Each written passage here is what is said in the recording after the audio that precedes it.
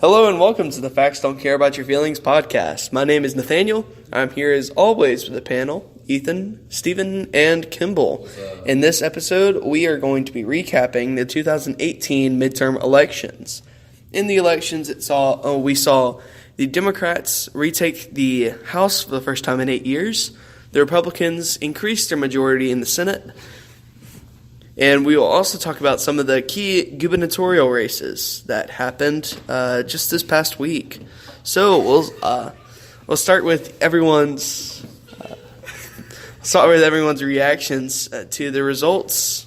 And there are still some results being coming in at this time. So we'll start with Ethan.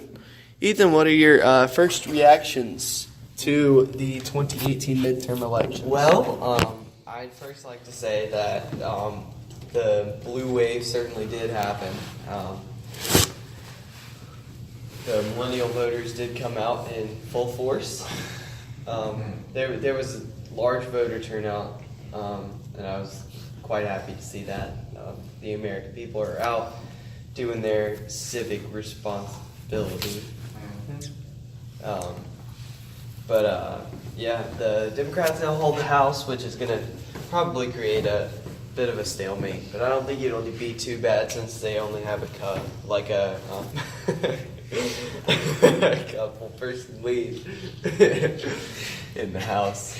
So I really don't think it's going to be that bad in terms of legislation being passed. Yeah, that's my initial reaction to the House. Stephen. What's your initial reactions to the results?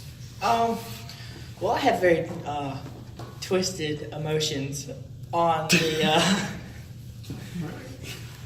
election results. I'm very glad that we Republicans were able to keep the Senate, and I hope that since Democrats have the House, that maybe we will be able to form many compromises on some of these issues our country faces.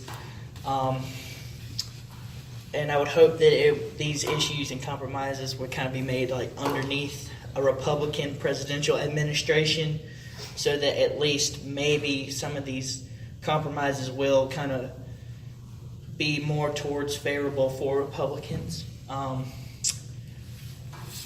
did learn a couple of things watching the election, such as the fact that Bernie Sanders is an independent, which I did not know at that time, even though he identifies more with Democratic beliefs and ideologies. As far as governors go and whatnot, I was not paying attention to them so much as the House and Senate. Not to say that governors are not significant, which they are significant in politics. I would just hope that our Congress that we have now will focus more on legislating versus investigating.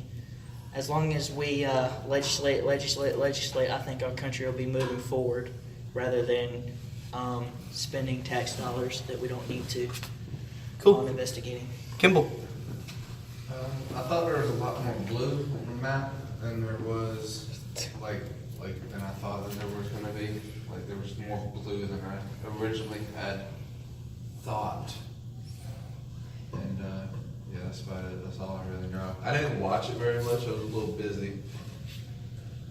I had to go to a birthday party. Cool. Yep. Have fun with that? No, it sucked. Bruh.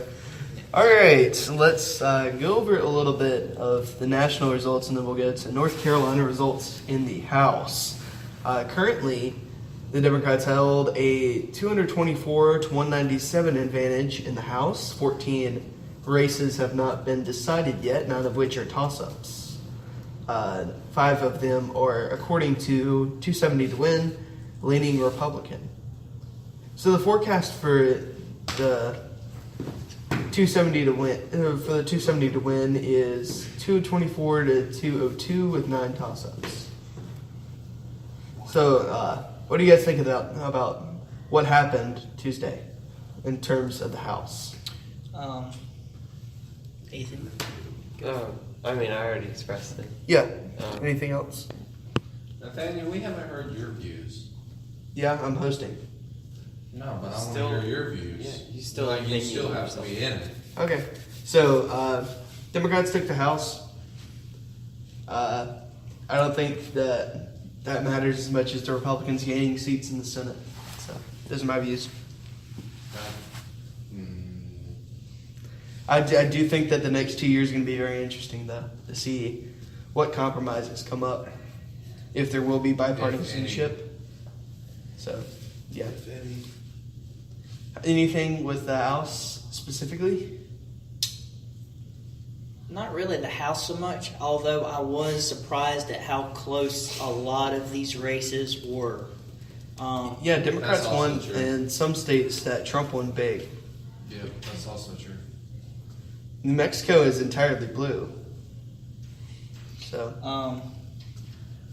I think I was really surprised about how close Texas was, considering Yeah. how red Texas normally runs. yeah. Amen. And also, I was a little bit shocked at the Florida being red. Weren't they red in the 2018 midterm? Yep. I was a little shocked. I They're won't say usually blue, right? Well, Florida's They're- kind of become a Florida's- purple state. yeah. I thought they were blue. Yeah, that's kind of why I was a little bit surprised. I realized they were a swing state, but I kind of thought they would be a little bit more. Didn't know they were that much of a swing state. Cool. How about let's take a look at some of the North Carolina House results. In District 1, G.K. Butterfield, the Democrat in the election, won 70.4% of the vote against Roger Allison, the Republican in the race, with 94.7% reporting.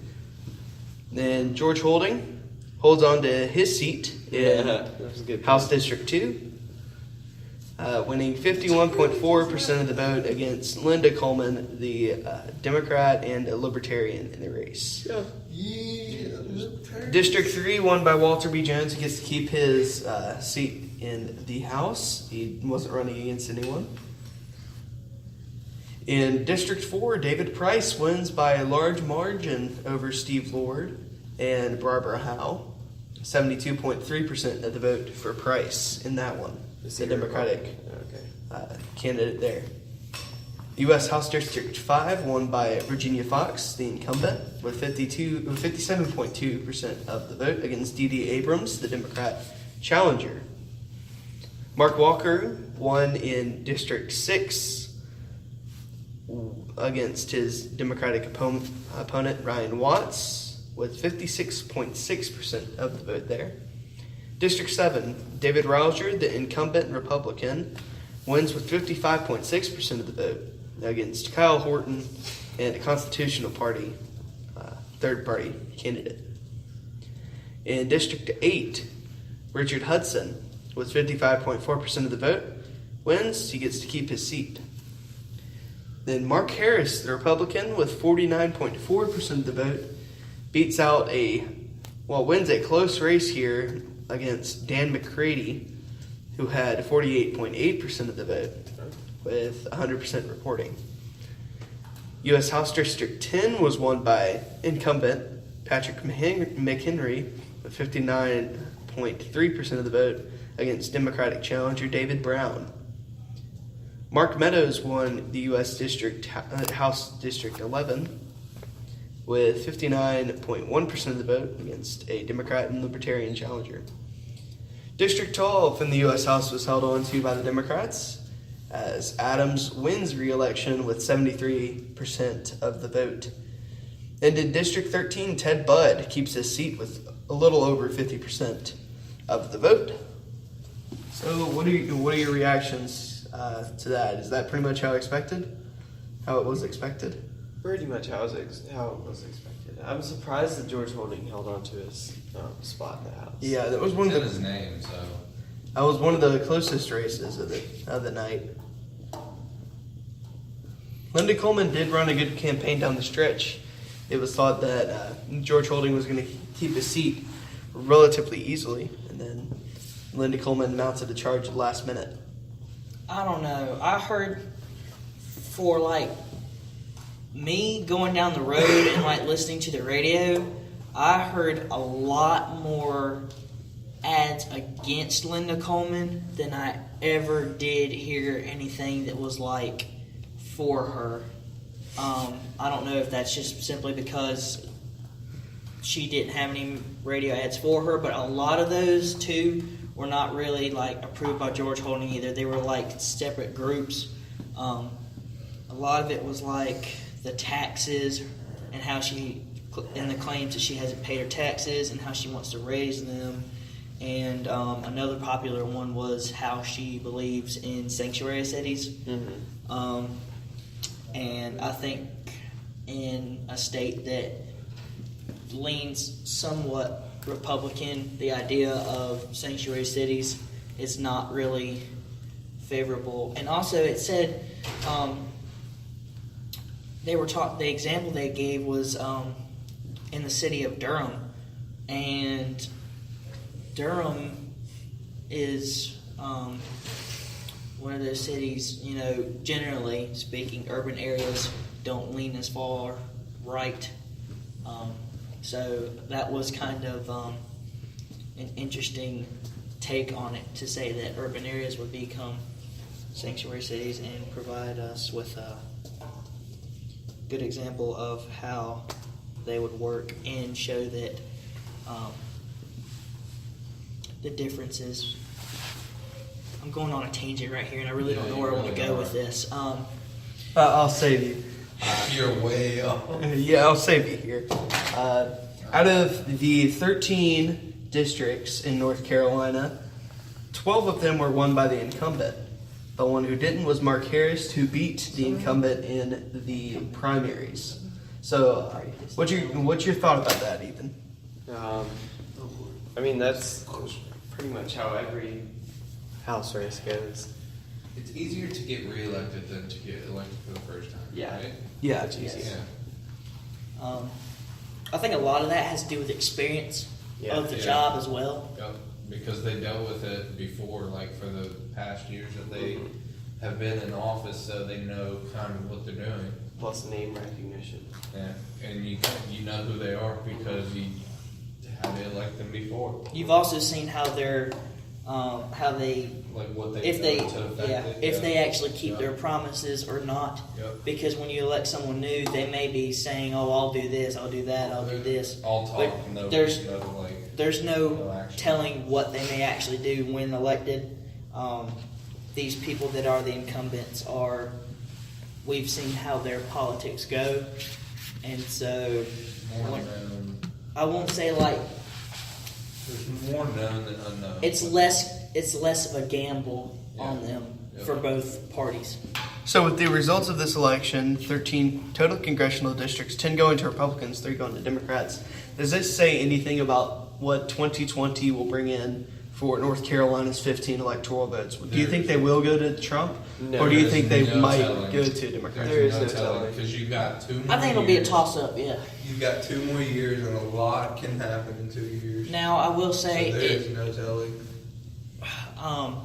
if the House chooses to do lots more of investigations and seeing how Mr. Trump or President Trump handles the situations with any investigations that might pop up, I think that'll be the key to determining a lot of states similar to our situation and their electoral votes.